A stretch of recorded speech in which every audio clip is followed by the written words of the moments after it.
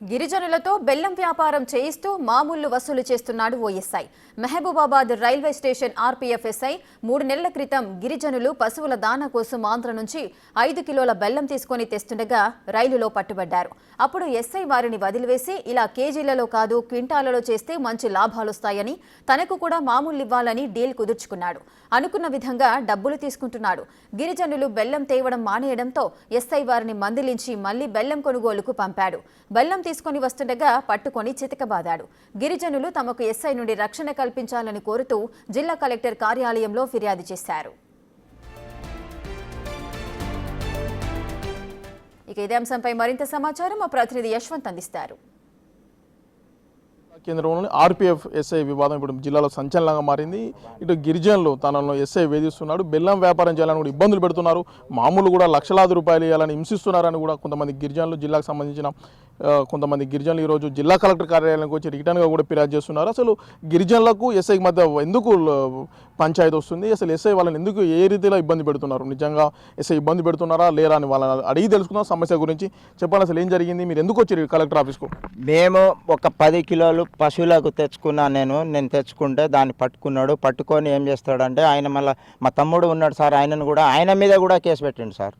ఆయన మీద కేసు పెట్టినాక మళ్ళీ మేము ఇద్దరం ఇది వచ్చినాక మళ్ళీ డీలు మాట్లాడుకొని మరి మాకు ఏటు చేసి నెలకు 80,000 అడిగిండు. 80,000 అడిగితే 30,000 ఇస్తాం సార్, అంతా ఇది మా కాడ వెళ్ళదు అని చెప్పినాక సరేరా బాబు, అట్లా కాదు, నాకు కేసులు కావాలి, నాకు పర్మిషన్ రావాలి, నాకు బిడ్డ మీరు రోజు 2-3 పట్టియాలంటే మాకు ఎవ్వరు తెలియదు, మేము పోయినాం, ఇక మీకు ఇచ్చినామని ఆ రోజు మాట్లాడినాం. ఇప్పుడు ఎవరికి ఫిర్యాదు చేస్తున్నావు, ఏ వర్షం ఎవరి మీద చేస్తున్నావు? సుబాని సార్ మీద, ఆర్పీఎఫ్ ఎస్ఐ. ఏమని చేస్తాను?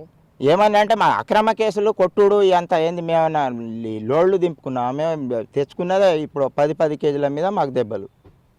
మీరు చెప్పండి, మీరెందుకు వచ్చిళ్ళు? ఇప్పుడు నిజంగా మిమ్మల్ని ఎస్ఐ ఏ విధంగా ఇబ్బంది పెట్టినా, అసలు ఇబ్బంది పెట్టిండా లేదా, అసలు ఏం జరిగింది మీ ఇద్దరి మధ్య? అసలు మీ అందరికి గతంలో మేము బెల్లం వ్యాపారం మామూలుగా చేసేది సార్. ఒక 2 బత్తాలు మా వృద్ధులు ఉన్నారు, మా తాత మా నాన్న వాళ్ళకు ఉన్నారు, నాకు తెలుసు కాబట్టి తెచ్చుకున్నాక ఒక 50 కిలోల వరకు తెచ్చుకునేది సార్. 4-3 పొత్తులో తెచ్చుకుంటే మధ్యలో నన్ను దొరికినాక మన ఎక్సైజ్లు కేసు పెట్టిలు, బంద్ చేసుకున్న ప్రశాంతంగా వ్యవసాయం పని చేసుకుంటే ఒకరోజు మా అన్నకు ఇట్లా 10 కిలోల బత్తలు దొరికితే ఆయన స్టేషన్ పిలిపించి ఏమన్నారంటే, మీ అన్న ఇట్లా స్టేషన్లో దొరికిళ్ళు, మీరు వచ్చి ఒక ఆధార్ కార్డు పట్టుకొని వస్తే ఈయనను పంపిస్తా, మీరు వచ్చి మాట్లాడండి రండి అంటే వెళ్ళిన సార్. వెళ్ళినాక ఏమేమి జరిగిందంటే, అక్కడ ఎవరిదో ఆ రోజు ఎక్కడో దొరికిన బస్తాలు ఇతని మీద పెట్టి, నా మీద పెట్టి, ఇన్ని బస్తాలు మీ అన్న తెచ్చిండు, అన్నీ మీయే, ఈ బస్తాలు మీయేనా, మీరు ఎప్పటి నుంచి చేస్తున్నారు, మరి ఏ విధంగా చేసుకుంటారు, మీరు ఎక్కడి నుంచి తెస్తున్నారు, నాకు తెలియకుండా ఏ విధంగా పోతున్నారని నన్ను గట్టిగా అడగడం వల్ల నేను మేము మానేసినాం సార్, మేము ఇప్పుడు చేయట్లేదు, ఇది చేతలేని చెప్పినా కూడా మీ అన్న కూడా చేస్తాను, మరి మీ అన్నయ్య అంటున్నారు, మరి నువ్వు నీకు తెలుసా తెలియదా అని అడుగుతున్నారు సార్. మాకు తెలియదు సార్. ఇప్పుడు వాస్తవానికి మీ ఎస్ఐకి మీరు మధ్యలో ఇంతమంది మీరు డబ్బులు అడగడం కానీ మీరు ఇవ్వడం కానీ అట్లానే ఏమైనా జరిగిందా? అంతకుముందు జరిగింది సార్. ఎవరు కానిస్టేబుల్ ఉండే ఆయన పేరు ఏదో గాంధీ సార్ అని మాకు కలిసిండు, 2-3 సార్లు పట్టుకున్నారు మా వాళ్ళను. అయితే కలిసి పట్టుకోవడం తర్వాత ఆయన నాకు ఫోన్ చేయించిండు, నీకు తెలుసు అంతా మీ వాళ్ళే అంటాను అంటే చేసేటోళ్ళు మామూలుగా మనకు తెలిసిన దగ్గర మనుషులు ఏదో మనకి ఇస్తారు సార్. వాస్తవంగా అయితే మనకి ఇస్తారు, చుట్టుపక్కల వృద్ధులు ఉంటారు కదా సార్, వాళ్ళకు తీసుకుంటారు. ఆ విధంగా వాళ్ళని తెలవడం వల్ల ఇది సురేష్ పాత కాలంలో సురేష్ చేసిండు కాబట్టి ఇవన్నీ సురేష్ అని నన్ను పిలిపిస్తే ఒక 5-6 వేలు తీసుకున్నారు ఫస్ట్ టైం, మళ్ళీ తర్వాత 11,000 తీసుకున్నారు.